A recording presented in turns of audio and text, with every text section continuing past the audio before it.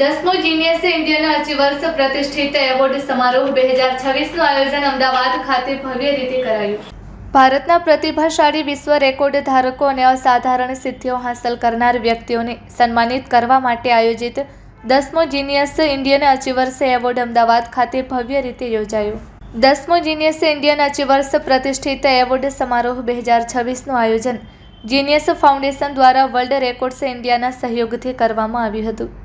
આ એવોર્ડ સમારોહમાં સમગ્ર ભારતના વિવિધ રાજ્યોમાંથી આમંત્રિત કરાયેલા ટોપ 50 વર્લ્ડ રેકોર્ડ હોલ્ડર્સ, શિક્ષણવિદો, સામાજિક આગેવાનો, ઉદ્યોગપતિઓ તેમજ કલાકારો, રમતવીરો, વિવિધ ક્ષેત્રોમાં અનન્ય યોગદાન આપનાર પ્રતિભાશાળી વ્યક્તિઓ અને બાળકોનું વિશેષ સન્માન કરવામાં આવ્યું હતું।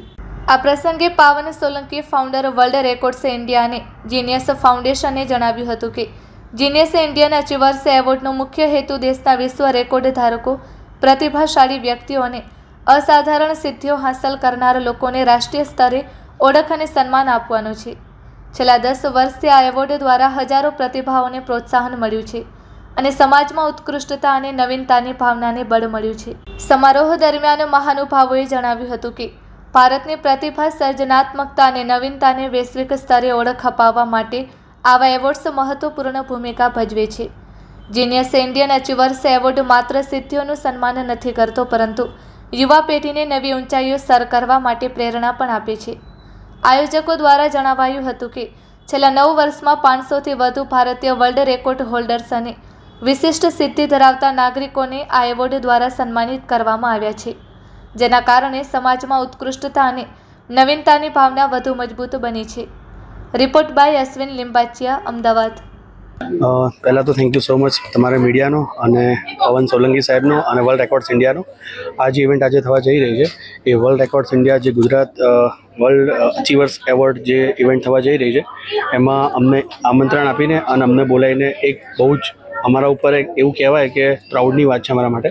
અને આજે તડકો ધ એસેન્શિયલ, મારું નામ કેતન પટેલ, તડકો the essential made in Bharat જે છેલ્લા 25 વર્ષથી ઇન્ડિયન ક્રાફ્ટ અને ગુજરાતના અને ઇન્ડિયાના દરેક ગામડાને જોડતી એક કડી બની છે।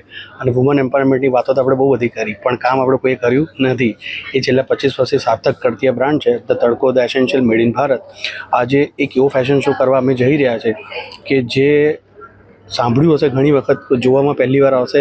સ્પેશિયલ એબલ લોકો જે વિકલાંગ હોય અને બ્લાઇન્ડ પીપલ હોય એને લઈને એક ફેશન શોનું આયોજન આજે કરવામાં આવ્યું છે।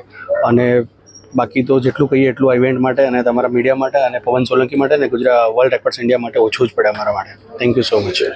મારું નામ છે Pavan Solanki, president world records of India genius foundation. આજે 10th genius Indian achievers award Ahmedabad ખાતે એનું ભવ્ય આયોજન થયું છે।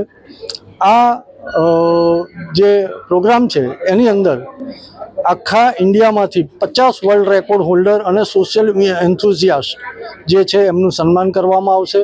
ટોટલ 300 નોમિનેશનમાંથી અમે 50, અમારી જુરીએ 50 લોકોને સિલેક્ટ કર્યા છે। અને સાથે સાથે 7 વર્ષથી લઈ 70 વર્ષના લોકોનું એક સન્માન છે તડકો ધ એસેન્શિયલ, જેણે અમને ખૂબ સપોર્ટ કર્યો છે। અને એમનો એક સ્પેશિયલી એબલ છોકરીઓનો ફર્સ્ટ ટાઈમ આ એક ફેશન શો થવા જઈ રહ્યો છે, જેની અંદર 20 સ્પેશિયલી એબલ ગર્લ્સ પોતે પાર્ટિસિપેટ થવા જઈ રહી છે, જેનું આખું ડિઝાઇન જે છે એ કેતન પટેલ જેમણે આખું આ ડિઝાઇન કરેલું છે પ્રોજેક્ટ। અને અલગ અલગ લોકોનું આજે સન્માન એક સાથે કરવામાં આવશે। જર્ની અમે જ્યારે શરૂ કર્યો હતો આ એવોર્ડ, ત્યારે અમે 10 જણથી શરૂઆત કરી હતી વસ્ત્રાપુર લેકથી। પછી ધીરે ધીરે લોકો વધતા ગયા, પ્લસ અમારા રેકોર્ડ હોલ્ડરે વધતા ગયા। આજે અમે 5000+ ક્રોસ કર્યા છે વર્લ્ડ રેકોર્ડ્સ ઇન્ડિયાએ। તો આ એક જર્નીમાં લોકોનો સાથ, વર્લ્ડ રેકોર્ડ હોલ્ડર અને એમાં સરકારશ્રીએ પણ ઘણો અમને સપોર્ટ કર્યો છે।